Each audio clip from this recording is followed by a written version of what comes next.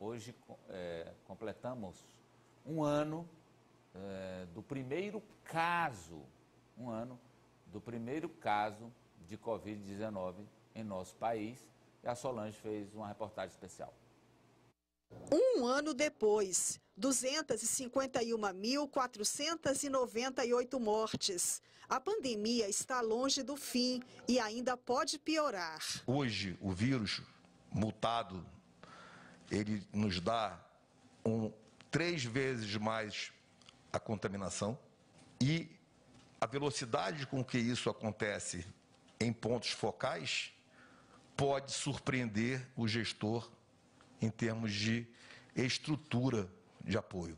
2020, o ano em que a Terra parou. Confinado dentro de casa, o ser humano foi ameaçado por um inimigo invisível e fatal. Quase nada se sabia sobre ele. Mudou principalmente o pânico em lidar com a doença. Nós sabemos hoje que ela não se transmite com a facilidade que a gente achava que fosse no começo da doença. E também mudou que hoje nós temos mais segurança com os EPIs que usamos. No Brasil, a média foi de um infectado a cada 3 segundos, 10.390.000, maior do que a população de Pernambuco, 29 mortes por hora, 755.000 internações, um hospitalizado a cada 50 segundos. Minha mãe era a mola central da família e eu e ela compartilhava disso. Então eu agora estou assumindo essa missão, mas não é fácil. O primeiro caso de Covid-19 foi registrado oficialmente no Brasil no dia 26 de fevereiro de 2020. A primeira morte no dia 17 de março. Em abril, o país chegou à marca de 1.000 vítimas fatais da doença. No auge da pandemia, o ministro da Saúde, Luiz Henrique Mandetta, é afastado do cargo. O Brasil começava a enfrentar não apenas uma crise sanitária, mas uma crise política. 28 dias depois de assumir o Ministério da Saúde, Nelson Teich pede demissão. A Covid-19 não era uma gripezinha. No meu caso particular, pelo meu histórico de atleta, caso fosse contaminado pelo vírus, não precisaria me preocupar. Nada sentiria ou seria, quando muito, acometido de uma gripezinha ou resfriadinho. Sem saber ao certo como seria o comportamento do vírus e qual o tratamento adequado, médicos e enfermeiros travam uma batalha sem trégua. Em agosto, o Brasil chega a 100.000 mortes. O tratamento ainda indefinido e a aposta em medicamentos alternativos agravaram a crise sanitária no país. E se a hidroxicloroquina não tivesse sido politizada, muitas mais vidas poderiam ter sido salvas dessas 115.000 que o Brasil chegou nesse momento. Hoje, o que nós temos medicamentoso para a Covid no Brasil é o corticoide, mas para quem? Para a pessoa que está precisando de oxigênio ou para a pessoa que está em ventilação mecânica. E para piorar a situação, surgiram os casos de reinfecção. Luciene contraiu Covid-19 2 vezes. Dia 26 de novembro eu fiz o teste rápido, acusou. Fiquei no mesmo sistema, tive muita diarreia, fiquei 15 dias. Aí a doutora falou que a gente não dá 2 vezes, mas eu acho que eu dei 2 vezes. Quem conseguiu sobreviver enfrenta as sequelas da Covid. Eu fiquei me sentindo o tempo todo com muitas dores no corpo, principalmente na costa, não conseguia nem ficar sentada. E aí que eu comecei a procurar alguns tratamentos alternativos, né? Em janeiro de 2021, o número de casos confirmados no Brasil foi de 1.528.948, o maior desde o início da pandemia. Em Manaus, o pior de todos os cenários. Sem leitos, sem oxigênio, o caos. Agora a gente está aqui feito louca, correndo atrás de oxigênio de cilindro, nos últimos minutos que os médicos cedem para a gente pegar. Agora aparece uma nova polêmica sobre o uso das máscaras. Sobre o uso de máscaras, que num primeiro momento aqui uma universidade alemã fala que elas são prejudiciais a crianças, né? A esperança de cura chegou com a vacina. No país, 6.261.000 pessoas já foram imunizadas. Que a população acredite na vacina.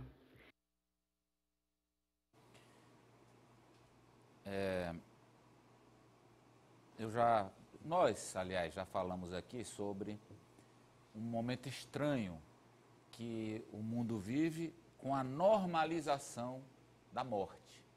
É como eu estava dizendo aqui, no começo, as pessoas, hoje morreu a primeira pessoa de Covid.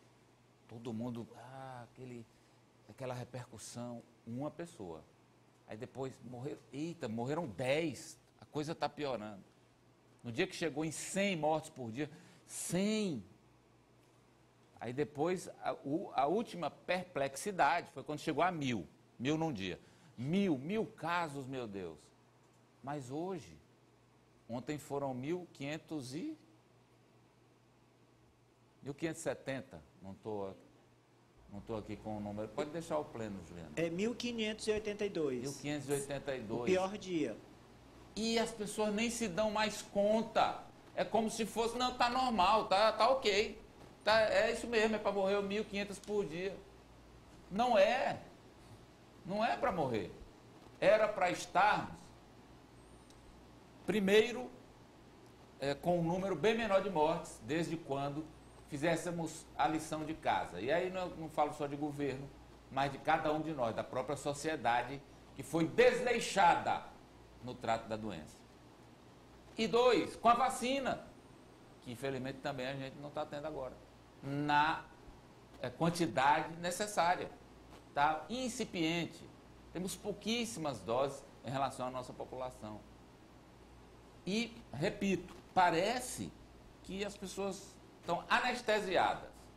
Só quando vem uma medida, um toque de recolher, um lockdown, é que de novo as pessoas começam a tratar do assunto. Mas se não, a gente estava levando como se fosse um dado da realidade. Como morrem pessoas de ataque cardíaco, morrem pessoas com diabetes. Não, está na estatística. Não está, é um vírus. E se nós não nos dermos conta de que vivemos efetivamente uma tragédia sanitária, a maior da nossa história, e que a gente tem que fazer a nossa parte, cada um e todos, eu não sei, eu não faço nem ideia do tamanho do buraco que a gente está se metendo. Inclusive, eu estava vendo, foi a Poliana, o Miguel Nicoleles alertou que como é que ele falou? Ele botou no Twitter há algum tempo, que ele disse, se a gente não entrar num lockdown total agora, nós não daremos conta de contar os nossos mortos em 2021. O que ele quis dizer é, se a gente não parar agora, aquilo que verificamos em Manaus, no ano passado, foi o começo desse ano, a crise mais aguda de Manaus. Já foi no começo ano passado. Foi. Agora foi o repique, né? O Brasil será uma Manaus. É a previsão de especialistas, cientistas. O Brasil será uma grande Manaus. É isso que a gente quer?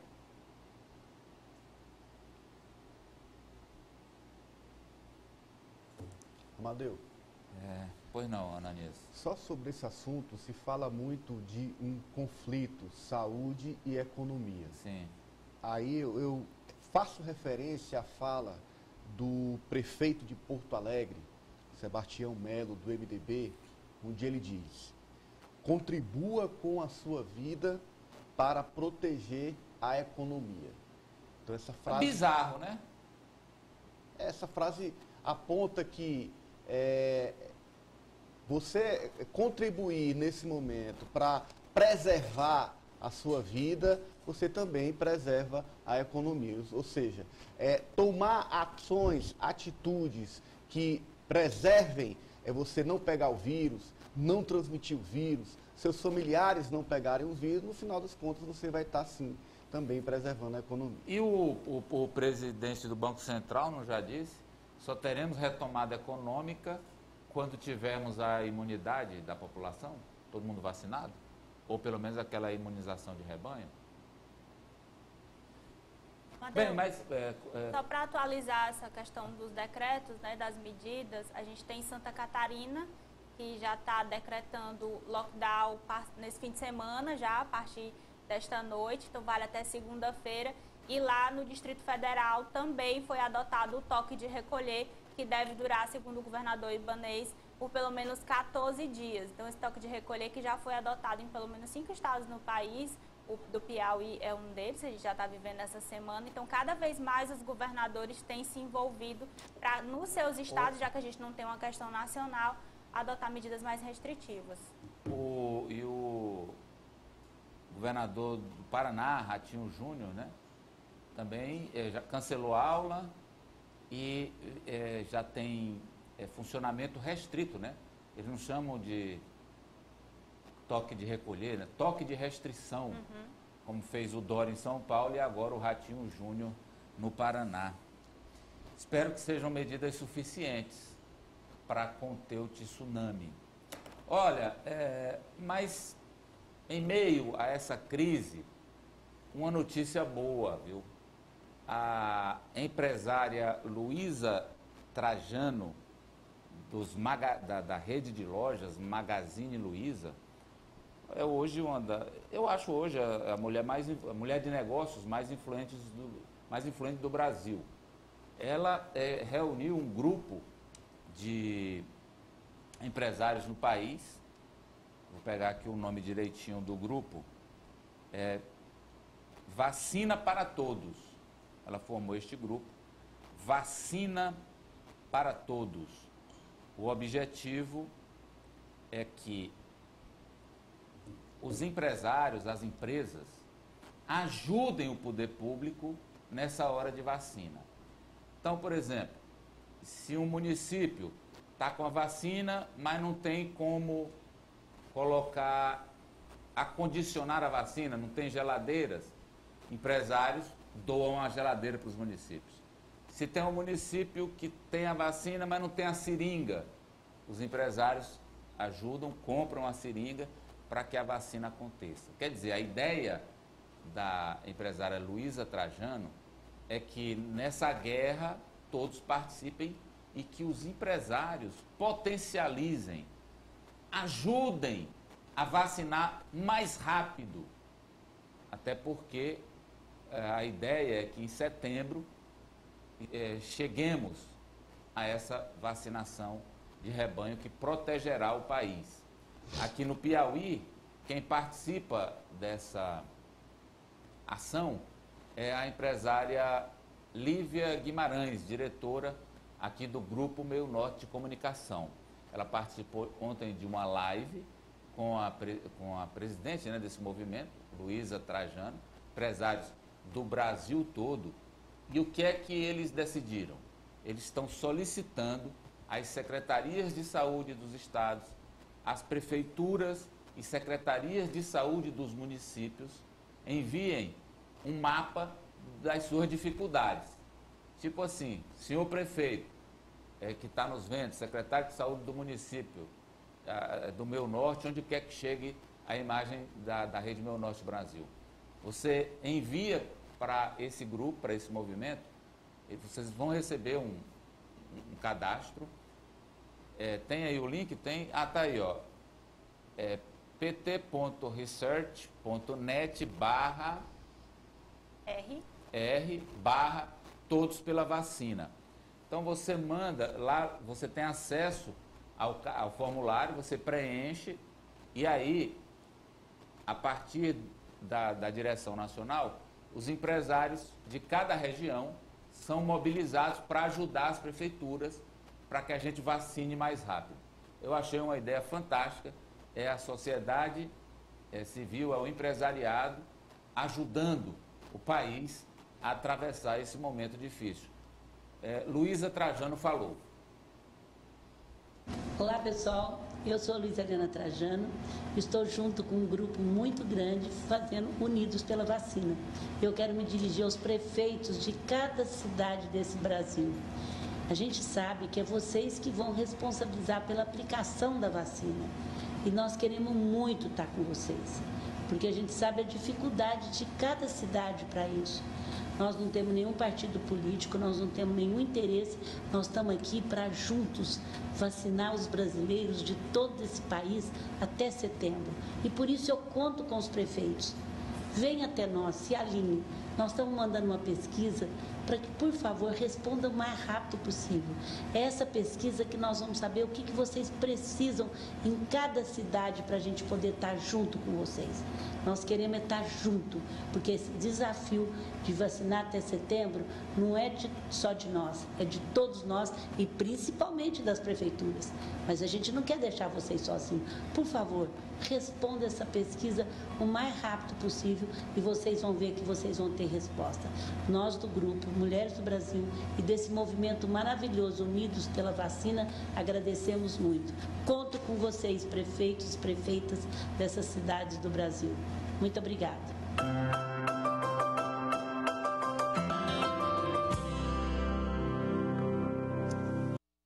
Então é isso, senhora prefeita, senhor prefeito, entra no link, preenche lá quais são as suas dificuldades, o que é que você está precisando e esse grupo vai mobilizar empresários das regiões para que chegue a ajuda e a gente vacine mais rápido.